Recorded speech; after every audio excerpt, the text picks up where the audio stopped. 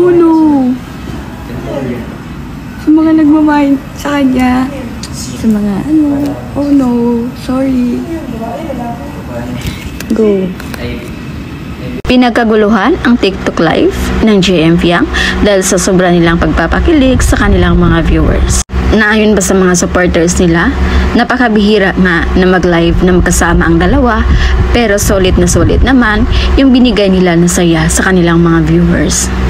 At grabe talaga, nag-level up na si Fiang sa kanyang pagiging matapang ngayon pagdating sa pag-flex kay JM. Kaya ayon pa kay Fiang, sa lahat daw nang nagpanta siya kay JM at gustong i-mine, oh no, ang sagot ni Fiang, sabay flex sa kanyang singsing. Kaya naging sobrang patok sa masa ang love team ng JM Fiang dahil sila yung tipong nagpapakilig na walang halong kimikal. At kitang-kita talaga sa act of service ni JM kay Fiang kung gaano niya ito kamahal.